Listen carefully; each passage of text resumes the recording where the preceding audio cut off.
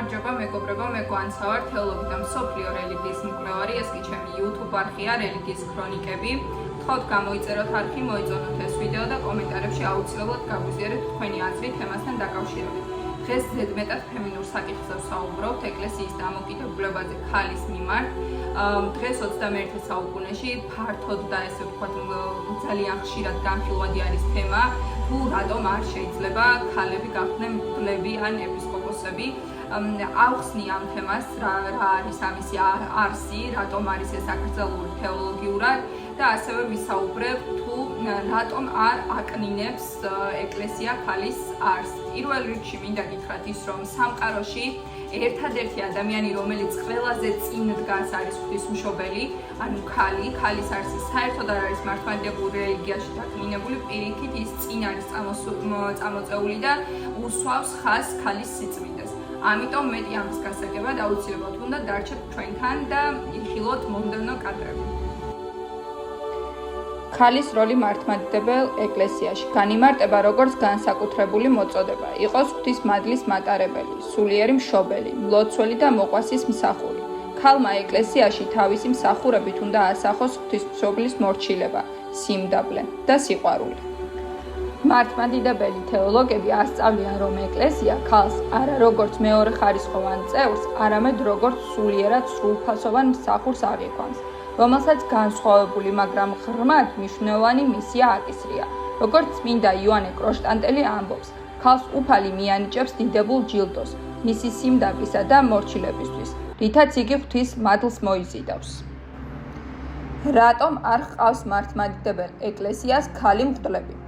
დღეს დასავლური ქრისტიანობა სულ უფრო მეტად აღიარებს ქალ მღვდლებს, მაგალითად პროტესტანტულ ეკლესიებში, ანგლიკანურ ტაძრებში ქალებს ლიტურგიული მანდატი აქვთ, მაგრამ მართლმადიდებლობა არ მიჰყვება ამ გზას, არა იმიტომ, რომ წინააღმდეგია პროგრესის, არამედ იმიტომ, რომ მისი საფუძველი არ არის სოციალური ცვალებადობა, არამედ საიდუმლოება, რომელიც მუდმივია.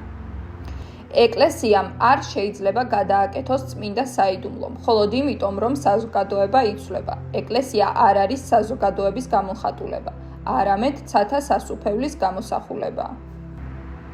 მართლმადიდებლობაში მღვდელი არა უბრალოდ მსახურია, არამედ ქრისტეს ხატია ტაძარში. საეკლესიო მსახურება, ლიტურგია საიდუმლოა, ესე იგი განდობაა უხილავის ხილულად წარმოდგენაში, სადაც მღვდელი როგორც პიროვნება არ ჩანს, არამედ მოქმედებს ქრისტეს სახელით და სახით. ქრისტე განკაცდა კაცად, არა იმიტომ, რომ კაცი უფრო სწორია, არამედ რათა კონკრეტული სიმბოლური სახე მიეცა. ის არის სიძე ეკლესიისა, საიდუმლო სიძე და პატარძალი, ეფესელთა 5:23-22. მღვდელი ამ ურთიერთობას წარმოადგენს, ის კი ვინც წარმოადგენს სიძეს, ქალი ვერ იქნება თეოლოგიურად. არც ერთ საეკლესიო კრებაზე არ მიუღიათ გადაწყვეტილება, რომ ქალებს მღვდლობა ჰქონოდათ. ისტორიულად არსებობდნენ ქალი დიაკონისები, მაგრამ მღვდლობა, ეპისკოპოსობა ყოველთვის კაცებთან ასოცირდება. მართლმადიდებლობა არ აკავშირებს სიწმინდეს სამღვდელო როლთან. ჩვენ გვყავს მრავალი ქალი წმინდანი და სულიერი დედა. ეკლესია ამბობს, სულიერი დიდება შეიძლება მეტი ჰქონდეს მონაზონს, ვიდრე ეპისკოპოსს. აქედან გამომდინარე, მღვდლობა არ ნიშნავს უფლებას ან უფროსობას, არამედ წარმოადგენს კონკრეტულ ლიტურგიკულ და სიმბოლურ როლს, რომელსაც ქალი უბრალოდ სხეულებრივი სიმბოლიკის გამო ვერ შეასრულებს. მღვდლობა არ არის პროფესია, არამედ ღვთიური მსახურება. ეკლესია არ აღიქვამს მღვდლებს როგორც პროფესიას, რომელიც ყველამ შეიძლება ისწავლოს. ეს არის ხატოვანი მსახურება, სადაც სამღვდელო პირი უნდა იყოს მართლმადიდებლობის რწმენით განსწავლული, ღვთის მიერ მოწოდებული და ფიზიკურად შეესაბამებოდეს იმ სიმბოლოს, რასაც წარმოადგენს ქრისტე.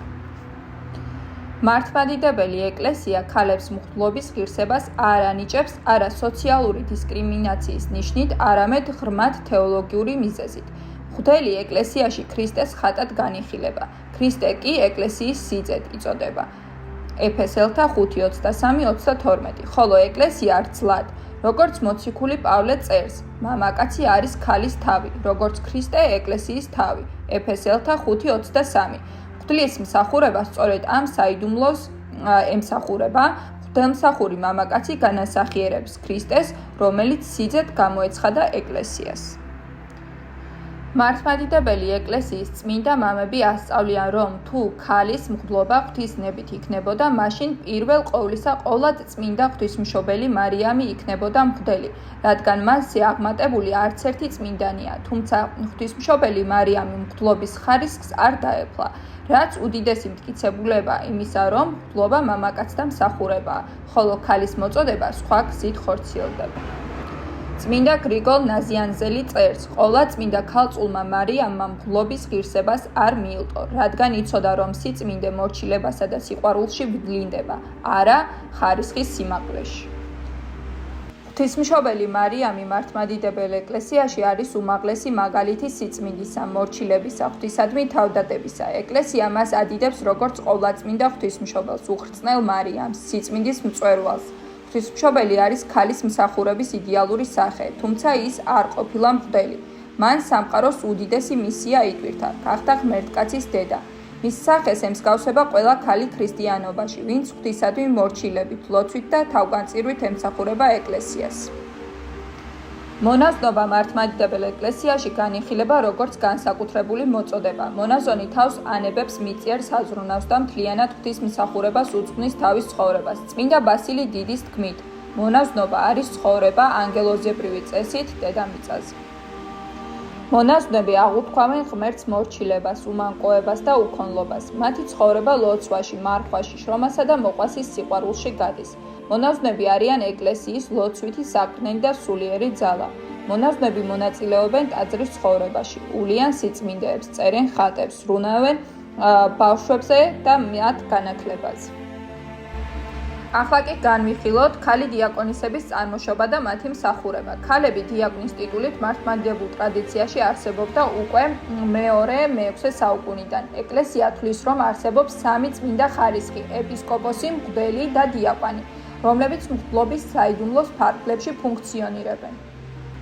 ქალი დიაკონის მსახურება არ იყო ამ საიდუმლოს თანასწორი ნაწილი, არამედ გარკვეული სახის კურთხეული მსახურება, რაც დღეს შეიძლება მონაზვნურ ან სამონასტრო მორჩილებას შევადაროთ.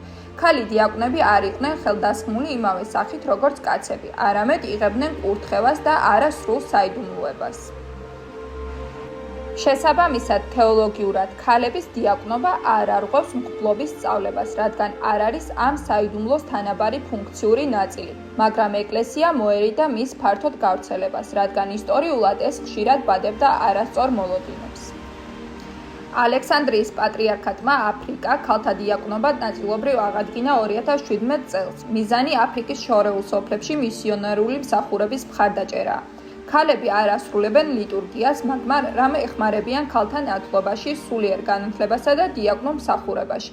პატრიარქმა თეოდორემ პირადად წაახალისა ეს ინიციატივა. სხვადასხვა ცალკეულ სასულიერო წრეებში, მაგალითად საბერძნეთში, ამერიკის შეერთებულ შტატებში და სხვა ქვეყნებში არსებობს მღვდელობები დიაკნის ქალთა მსახურების შესახებ, თუმცა ეს პრაქტიკა არ არის ოფიციალურად აღიარებული ავტოკეფალურ ეკლესიებში, გარდა ალექსანდრიისა.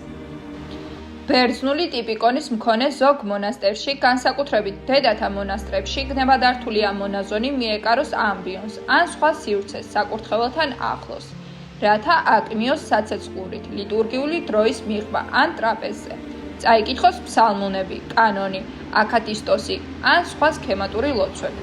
იმოქმედოს ტიპიკონის შესაბამისად, რაც არ ნიშნავს მღვდელმსახურებას, მაგრამ აღიარებს მონაზვნის სასულიერო მსახურებას და ავტორიტეტს მონასტრულ გარემოში. დიაკონისების ინსტიტუტი ჯერ კიდევ პირველ საუკუნეში არსებობდა. ახალი აღთქმის ტექსტში ხვდებით დიაკონისა ფიბეს, რომელიც მსახურებდა ქენქრეაში. მოციქული პავლე წერს: გიგზავნით ჩემს დას, ფიბეს, ქენქრეის ეკლესიის დიაკონისას, რომაელთა 16:1. ძველი ეკლესია დიაკონისებს ანიჭებდა პასუხისმგებლობას ქალთა ნათლობაში დახმარებისთვის, ავალებდა ქვრივების და ავადმყოფების მოვლას და ლოცვით მსახურებას.